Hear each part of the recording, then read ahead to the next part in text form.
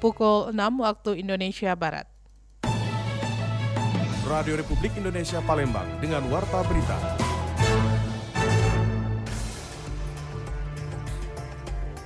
Pemerintah pastikan stok bahan pangan dalam kondisi aman jelang Nataru.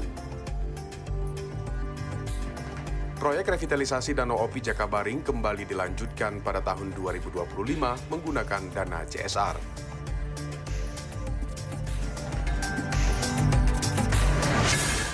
Pendengar, itulah di antaranya beberapa informasi yang kami hadirkan pagi ini, Senin 16 Desember 2024, yang dihimpun tim redaksi Radio Republik Indonesia Palembang. Saya Tata Edins, kita mulai dengan informasi yang pertama.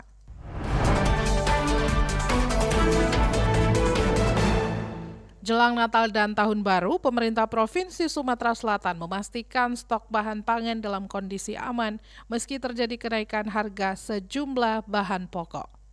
Pemerintah Provinsi Sumatera Selatan memastikan stok bahan pangan jelang Natal dan Tahun Baru 2024-2025 dalam kondisi aman. Selain itu, pemerintah juga berupaya menekan inflasi atau kenaikan harga sejumlah komoditas dengan meminta Forum Koordinasi Pimpinan Daerah atau Forkopimda bersinergi menjaga stabilitas harga pangan selama hari perayaan besar berlangsung. Sejumlah bahan pokok yang rentan mengalami lonjakan inflasi setiap momen-momen perayaan meliputi beras, minyak goreng, gula, dan komoditas bawang. Kepala Dinas Ketahanan Pangan dan Peternakan Sumsel, Ruzwan Effendi, mengatakan harga pangan di tingkat konsumen selama bulan November 2024 masih aman. Sementara itu, pergerakan harga pada bulan Desember ini diperkirakan tidak mengalami kenaikan signifikan. Ketersediaan beras di gudang Bulog dipastikan cukup untuk kebutuhan Desember. Berbagai langkah koordinasi juga dilakukan, seperti mengadakan pasar murah sebagai langkah stabilisasi harga. Penyelenggaraan pasar murah diharapkan dapat menjaga daya beli masyarakat dan memastikan ketersediaan bahan pokok tetap terjangkau selama periode Nataru berlangsung. Kita harus mengantisipasi kelonjakan dari harga Nataru ini. Ada beberapa langkah yang kita laksanakan. Pertama, tentunya kita memantau harga. Satu, kedua juga ketersediaan. Untuk Sumatera Selatan sebenarnya secara umum kita nggak usah khawatir karena masalah ketersediaan.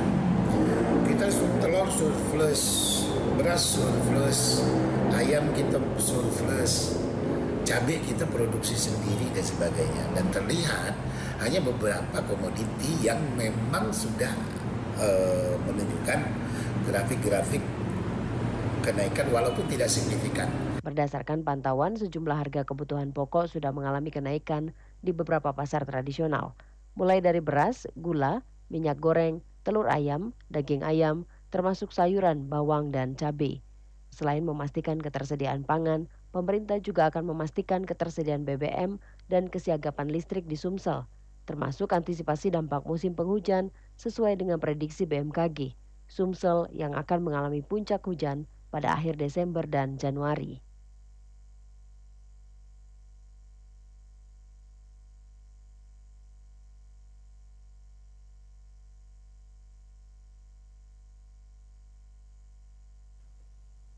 Selanjutnya, pendengar, kita simak ragam komentar masyarakat.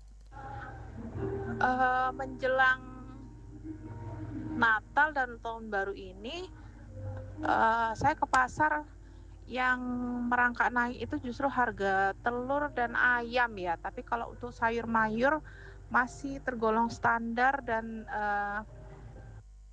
tidak ada kenaikan. Itu saja sih yang saya rasakan. Saya harap sih ini pemerintah bisa mengendalikan harga bahan pokok lainnya untuk tetap stabil, dan saya minta juga supaya harga seperti daging-dagingan seperti ayam atau telur itu jangan sampai harganya meroket. Itu saja. Terima kasih. Ya, untuk kenaikan harga ini ya harapannya dari pemerintah itu untuk menggelar pasar murah supaya bisa menekan kenaikan harga bahan pokok, terutama kalau sekarang ini harga telur itu sudah mulai pergerakannya naik gitu. Ya harapannya untuk dari pemerintah supaya bisa menekan kenaikan harga agar masyarakat itu bisa ya di akhir tahun ini bisa melakukan penghematan lah untuk di awal tahun depan. Oh, harapan kami masyarakat nih. Kalau bisa jangan terlalu tinggi kenaikan harga. Karena masyarakat nih bawah nih tidak terjangkau. Ya saro nak beli yang mahal-mahal tuh. Ya, masyarakat yang di bawah ini ya seperti sembako nih, nah jangan terlalu tinggi. Beras semua lah, sembako. Kalau pendapat kami Pak, kalau bisa udah usah naik barang-barang nih, karena di akhir tahun ini banyak nian pengeluaran anak sekolah, liburan, tambah barang naik galo, tambah saro lah kami yang rakyat kecil ini. Jadi minta tolong di pemerintah agar sembako, terutama bahan-bahan pokok tidak naik. Pendengar, sebelum kita simak wawancara reporter RRI masih terkait dengan kenaikan harga sejumlah bahan pokok jelang Natal dan Tahun Baru, seorang pedagang ayam di Pasar Aryo Dila, Martin, mengungkapkan menjelang perayaan Natal dan Tahun Baru, harga daging ayam akan terus mengalami kenaikan yang disebabkan oleh meningkatnya permintaan jelang Natal dan Tahun Baru, dan kenaikan harga daging ayam ini sudah terjadi sejak 1 pekan terakhir. Martin menambahkan sebelumnya harga daging ayam berkisar Rp30.000 per kilogram, namun saat ini harga daging ayam dijual berkisar Rp35.000 per kilogramnya. Harga ayam berapa Kak sekarang Kak? 35 sebelumnya berapa Kak?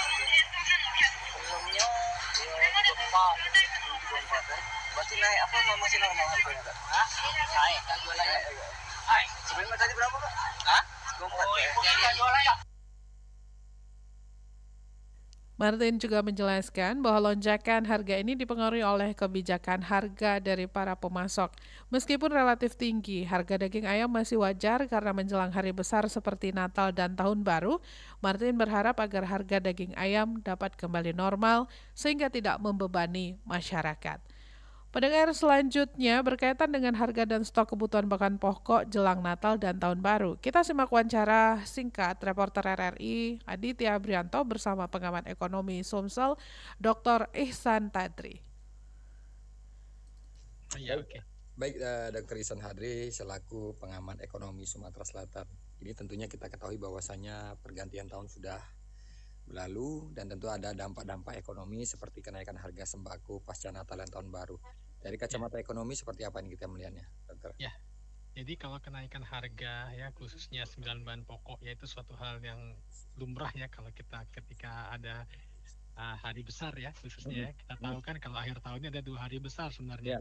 Ya, 2 hari besar, hari Natal dan juga Tahun Baru yang sebenarnya pun walaupun ini sebenarnya untuk umat Kristiani ya, tapi seluruh dunia ya, seluruh Indonesia pun kita juga ikut merayakan gitu ya. Iya. Tahun Baru. Nah, artinya ketika ada libur panjang memang ada lonjakan permintaan khususnya akan barang bahan pokok ya. Karena kita tahu kan kalau ketika kita Natal Tahun Baru kan nanti kita ada mengadakan mungkin pesta, kita makan bersama, dan itu hampir dilakukan oleh semua warga Indonesia, sehingga sangat wajar ketika itu terjadi kenaikan harga dengan supply yang mungkin cukup terbatas dan permintaan banyak. Itu berlaku hukum permintaan. Nah, kalau menyikapi ini juga sebenarnya sekarang udah jauh lebih baik ya. Pemerintah juga sedang mengantisipasi sebenarnya. Ya, walaupun ada beberapa daerah juga yang tergolong cukup tinggi ya karena mungkin terhambat supply ya, distribusi barang ke tempatnya, tapi itu pun tidak terlalu terasa seperti tahun sebelumnya khususnya. Itu kalau kita melihat arus lalu lintas saat Natal dan Tahun Baru tentunya ini libur ini berdampak terhadap mungkin fluktuasi peningkatan aktivitas kendaraan, dan apakah ini juga menjadi salah satu faktor kenaikan harga sembako yang menghambat aktivitas tersebut? Bisa, karena ketika gini kan penyebab kelangkaan barang ya atau permintaan tinggi itu kan bisa menyebabkan nanti tingginya permintaan itu menyebabkan pasokan bisa saja itu berkurang. Ya. Gitu kan. Nah, ketika adanya gangguan dari sisi distribusi barang, ada terhambat lah, misalnya karena kita akhir tahun kan banyak jalanan macet ya, itu juga bisa pengaruhi. Harusnya barang itu mungkin tiba dalam 1 malam, karena macet mungkin tiba dalam 2 malam atau lebih. Nah, ini menyebabkan akhirnya beberapa barang yang harusnya sudah sampai itu belum sampai ke tempat tujuan gitu. Nah, itu juga bisa menyebabkan ya harga jadi relatif tinggi. Itu juga. Makanya sekarang dengan adanya infrastruktur ya, khususnya beberapa jalan yang sudah dibangun, ada jalan tol juga, itu juga sangat membantu sebenarnya agar arus barang dan jasa itu bisa sampai tidak terhambat lagi sebenarnya gitu, Mas. Nah, yang terakhir sedikit saja nih dokter, kalau kita melihat beberapa saat lagi mungkin kita ketahui bahwasanya pelaksanaan pesta demokrasi atau pemilihan pemilu ini akan berlangsung. Nah, kalau momen-momen seperti ini apakah juga nanti akan berdampak akan kenaikan harga barang atau mungkin inflasi dan sebagainya? Ya, nah perlu kita cermati bahwa tahun politik ya, tahun 2024-nya sepertinya sebelum-sebelumnya ya, sebenarnya ini ada peningkatan aktivitas ekonomi sebenarnya, Mas Adit ya. Yang pertama itu pasti ada peningkatan konsumsi pasti ya, konsumsi baik itu barang dan jasa ya, khususnya kita tahu ya atribut-atribut untuk beberapa alat peraga kampanye ya, APK itu kan banyak terpesan ya. Nah, sebenarnya ada arus ekonomi, ada kegiatan ekonomi yang berjalan di situ, yang lebih besar dari tahun-tahun sebelumnya. Nah, cuma yang perlu kita cermati bahwa pertumbuhan ekonomi juga, dan ekonomi kan juga salah satunya dipengaruhi oleh modal. Modal ini kan adanya ada dua kan, ada modal dari asing dan dari dalam negeri. Nah, untuk yang beberapa modal yang dari asing, memang ini beberapa masih wait and see memang sebenarnya Mas Adit. Ya, melihat stabilitas politik. Karena kebetulan momennya juga sekarang kan kita presiden pasti ganti. Kita kan udah 2 periode. Nah, biasanya tahun 2004, 2014, 2024 ini banyak memang investor masih wait and see dulu. Wait and see. Karena mau ke arah mana nanti, arah pembangunan, arah ekonomi kan. Sebenarnya ada, tapi masih wait and see sampai dengan minimal nanti 14 Februari kelihatan nanti siapa yang calon pemenang. Nah, ini pentingnya juga ya. Kita juga sebagai masyarakat menjaga kondusivitas dan stabilitas, karena jangan sampai ya nanti ada perpecahan ataupun chaos, isu-isu yang tidak memecah ya, sehingga situasi tidak kondusif. Sebenarnya pesta demokrasi ini biasa saja, tapi jangan sampai nanti terjadi ketidakstabilan politik. Itu pasti kan pengaruh kita perekonomian. Itu pasti. Oke, baik. Terima kasih Dr. Iksan Hendris, STMM selaku pengamat ekonomi Sumatera Selatan sudah bergabung bersama RRI. Kita nanti akan berbincang lagi bagaimana perkembangan pemilu dampaknya terhadap ekonomi. Assalamualaikum. Waalaikumsalam. Sukses selalu. Terima kasih, Assalamualaikum. Waalaikumsalam.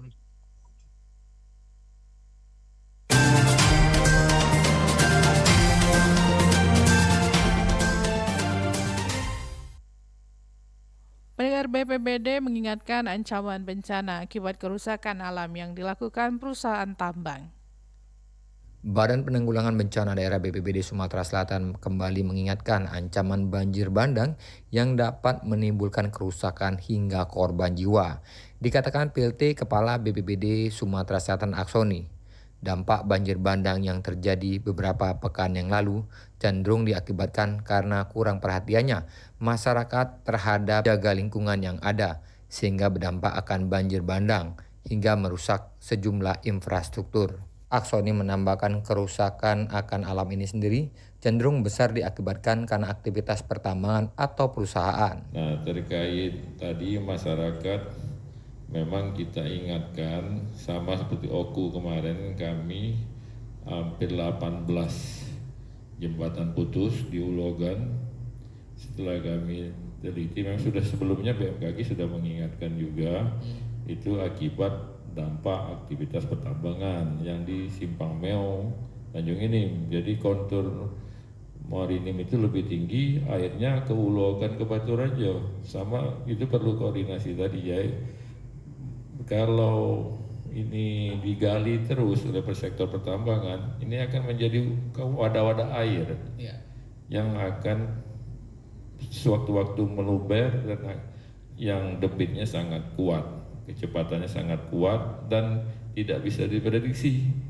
Nah, kalau dia terjadi malam hari, ya ini berbahaya ke dampak korban jiwa, tapi kalau siang mungkin bisa diantisipasi. Sementara berkaitan dengan penertiban perusahaan yang berdampak akan kerusakan alam ini sendiri, BPBD Sumatera Selatan mengharapkan agar pemerintah daerah, khususnya pemerintah kabupaten kota, dapat mengontrol semua perusahaan yang bergerak di bidang pertambangan, agar ke depan tidak terus menimbulkan kerusakan alam dan berdampak akan banjir bandang, hingga kerusakan infrastruktur dan korban jiwa. Dari Palembang, Sumatera Selatan, Aditya melaporkan. Pendengar warta berita ini disiarkan secara langsung melalui RRI Pro 1 Palembang di 92,4 FM dan disiarkan juga melalui streaming aplikasi RRI Digital dan channel YouTube RRI Palembang. Pendengar, proyek revitalisasi Danau Opi Jakabaring kembali dilanjutkan pada tahun 2025 menggunakan dana CSR. Proyek revitalisasi Danau Opi Jakabaring pada tahun 2025 akan menggunakan dana Corporate Social Responsibility atau CSR. Sekretaris Dinas Pengelolaan Sumber Daya Air PSDA Provinsi Sumsel, Megawati mengatakan pemerintah hanya dapat membiayai proyek strategis tersebut hingga tahap ketiga tahun ini mengingat dana yang terbatas. Menurutnya dana CSR dari sejumlah BUMN dan BUMD itu nantinya akan digunakan untuk pembangunan fasilitas-fasilitas pendukung. Dikatakannya beberapa BUMN dan BUMD di Palembang telah menyatakan kesediaan untuk terlibat dalam proyek yang telah dimulai sejak tahun 2022 tersebut. Rencana kita anggarkan sampai tahap 3 ini. Selanjutnya ya untuk fasilitas-fasilitas pendukungnya kayak kafe-kafe, restoran ya, yang di dalamnya itu rencananya kita mau minta bantuan CSR.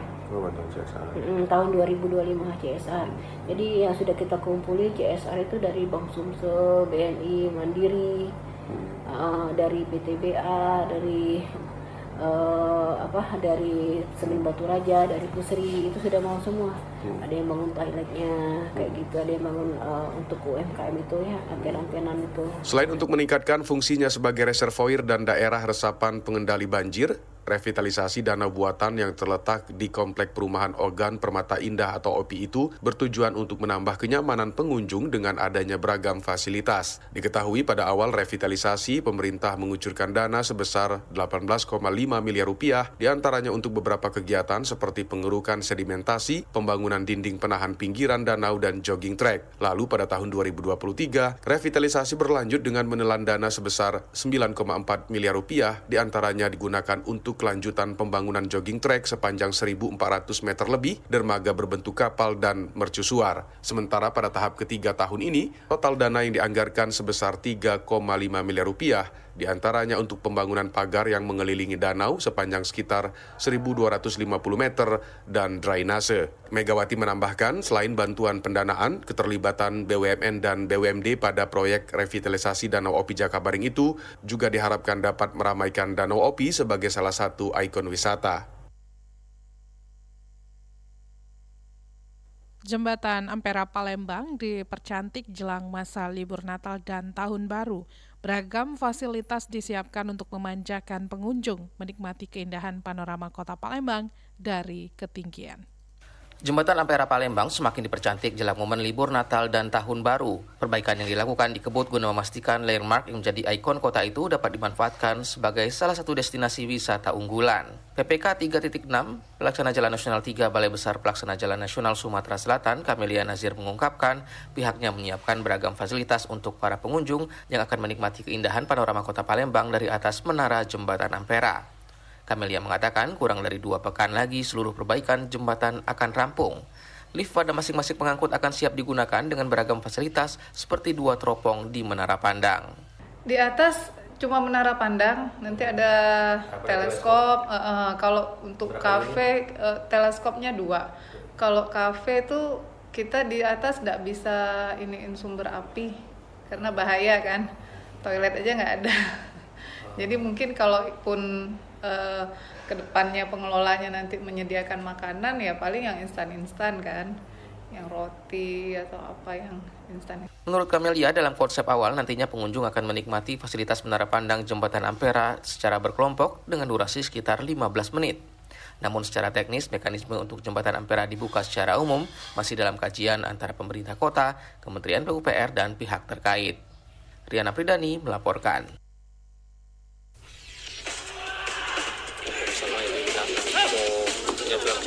Liga Atletik Sumatera Selatan berharap pemusatan latihan nggak usah mulu-mulu kan, karena dilihat dari persiapan sekarang. JRC tidak akan terpengaruh Pelatih dengan pemain sudah memahami kesabaran masing-masing. Berita olahraga.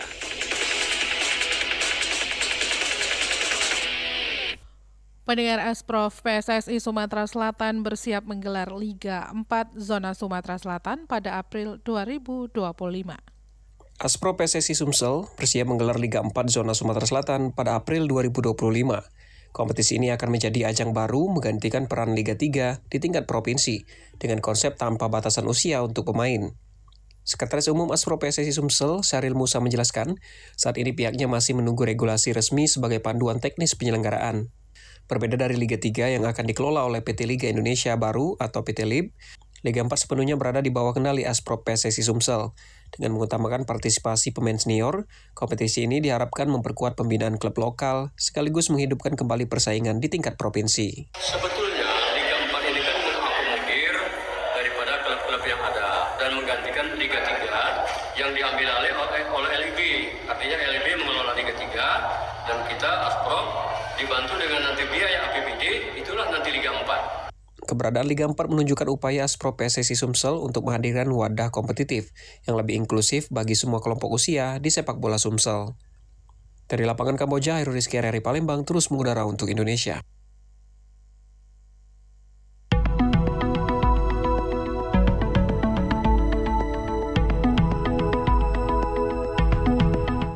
Sekian warta berita produksi Radio Republik Indonesia Palembang. Sebelum berpisah kami sampaikan kembali topik berita aktual pagi ini, di antaranya pemerintah memastikan stok bahan pangan dalam kondisi aman jelang Nataru. Proyek revitalisasi Danau Opi Jakabaring kembali dilanjutkan pada tahun 2025 menggunakan dana CSR.